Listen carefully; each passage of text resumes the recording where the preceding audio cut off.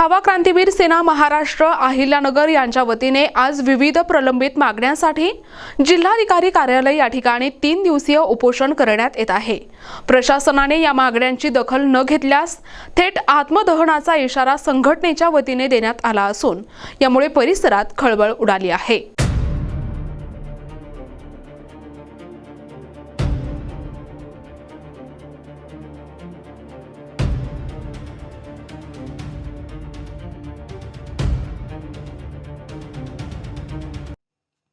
या आंदोलनाअंतर्गत अनेक गंभीर मुद्द्यांकडे प्रशासनाचे लक्ष वेधण्यात आले आहे।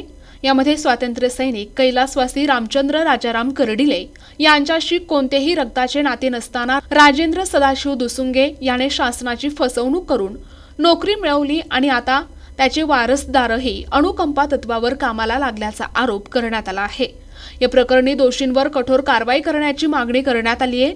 तसेच परवाना नसताना सुरू असलेल्या हिरा मोती पान स्टॉलवर कारवाई करावी, वन विभागाची जमीन परस्पर विकून शासनाची फसवणूक करणाऱ्यांवर 45 दिवसात गुन्हे दाखल करावेत आणि हनुमान मंदिर जीर्णोद्धाराच्या नावाखाली झालेल्या गैरव्यवहाराची चौकशी करावी अशा प्रमुख मागण्या छावा क्रांतीवीर सेनेने केल्या आहेत। या प्रकरणांमध्ये योग्य ती कायदेशीर कारवाई न झाल्यास तीव्र आंदोलनाचा इशारा देण्यात आला आहे। छावा क्रांतीवीर सेना महाराष्ट्र राज्य या संघटनेच्या वतीने विविध प्रश्नावर सामाजिक आंदोलन जिल्हाधिकारी कार्यालयामध्ये चालू आहे। तर त्यातलं पहिलं निवेदन आमचं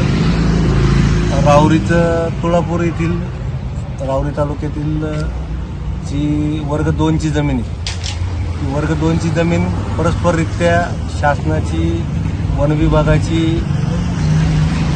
महसूल विभागाची कुठलीही परवानगी न घेता परस्पररित्या त्याचं हे न करता परस्पर विकल्या गेली परवानगी न घेता। आणि त्यांच्यावर संघटनेच्या वतीने निवेदन देण्यात आले माननीय जिल्हाधिकाऱ्यांना, माननीय कृषी अधिकारी, माननीय वन विभागाला। याच्यापासून आम्ही 3-4 महिने झाले पाठपुरावा करतो, अद्यापही शासनाने याच्याबाबत जिल्हाधिकारी साहेबांनी याच्यावर कुठली कारवाई केली नाही। संबंधितांनी घेणारे देणाऱ्यांची जमीन यांच्यावर शासनाची फसवणूक केली म्हणून गुन्हे दाखल करावेत आणि सदर जमीन महाराष्ट्र शासनाकडे परत वर्ग करून घ्यावी, हे एक आमचं निवेदन आहे। त्याचप्रमाणे दुसरा विषय असा आहे की भारत स्वातंत्र्य लढ्यात जे स्वातंत्र्य सैनिक होते रामचंद्र राजाराम कर्डिले यांच्या वारसांच्या ऐवजी यांचा कुठल्या नातेसंबंधाचा वारस नसताना देखील महाराष्ट्र शासनाच्या सेवेत रुजू झाले। त्यानंतर त्यांनी सेवा बरेच दिवस केली। त्यानंतर त्यांचं निधन झाल्यानंतर अनुकंपा तत्वावर त्यांचा मुलगाही लागला। सदर हे विभागीय सहनिबंधक सहकारी संस्था नाशिक यांच्यामार्फत हा सगळा प्रकार झालेला आहे।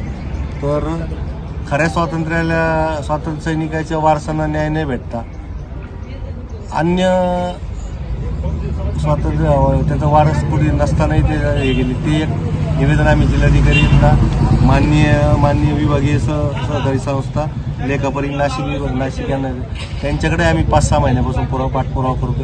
अद्यापही संबंधितांवर कोणते गुन्हे दाखल केले नाही। त्यानंतर आमचा तिसरा विषय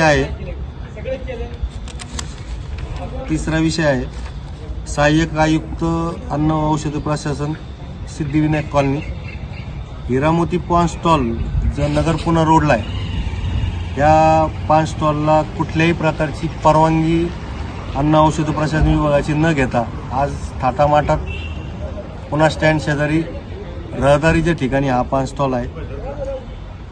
यातल्या अन्न औषध प्रशासनाची कुठलीही परवानगी न घेता या जी चालू आहे याच्यावरही कारवाई व्हावी। त्याचप्रमाणे सहाय्यक धर्मदाय आयुक्त न्यास नोंदणी कार्यालय अहमदनगर येथील यांच्या अखत्यारीत येणारे तालीम पंच मंडळ शेरकर गल्ली सर्जपुरा येथील एका ट्रस्टीनी काही विघ्न संतोषी लोकांना हाताशी धरून वर्गणी गोळा करणे, तसेच पंचमंडळाचे भांडे स्वतःच्या घरात परस्पररित्या होऊन घेणे, त्याचप्रमाणे दानपेटीचा गैरवापर स्वतः लावणे आणि त्या पैशाचा दानपेटी देणाऱ्या भाविकांच्या पैशाचा गैरवापर करणे, त्याचनंतर जे काही ज्यांच्याकडे मंदिर बांधण्यासाठी ज्यांनी आमच्याकडे प्रस्ताव दाखल केला त्यांच्याकडे काही जे वर्गणीचे पैसे गोळा झाले, परत ते न्यासाकडे ते पैसे त्या न्यासाच्या शासकीय खात्यात जमा न करणे, असा उद्योग हा रामदास मारुती शेरकर नावाचा एक धर्मदाय त्यांनी हे प्रकार विश्वस्त आहे, यांनी हे प्रकार असे चालवले गेलेले आहेत. काही समाजकंटकांना हाताशी धरून बोर्ड फाडणे असे काही प्रकार चालवले. वेळोवेळी पोलीस स्टेशनमध्ये कंप्लेंट केली त्यांच्या विरोधात. धर्मदाय आयुक्त कार्यालयात 2005 पासून यांच्याकडे तक्रारी अर्ज करून अद्यापर्यंत धर्मदाय आयुक्तांनी कुठल्याही प्रकारची कायदेशीर कारवाई चौकशी काही केलेली नाही. तरी या प्रकरणामुळे संघटनेच्या वतीने आणि तालीम पंच मंडळाच्या वतीने विश्वस्त या नात्याने मी इथे आजपासून 3 दिवस आमरण उपोषण आणि जर 25 तारखेपर्यंत न्याय नाही भेटला तर 26 जानेवारीच्या या प्रजासत्ताक दिनी मी या जिल्हाधिकारी कार्यालयासमोर आत्मदहन करेन. तरी याची योग्य ती दखल माननीय प्रशासनाने घ्यावी, जिल्हाधिकारी साहेबांनी घ्यावी ही त्यांना विनंती. प्रतिनिधी अब्रार शेख, NTV न्यूज मराठी, अहिल्यानगर.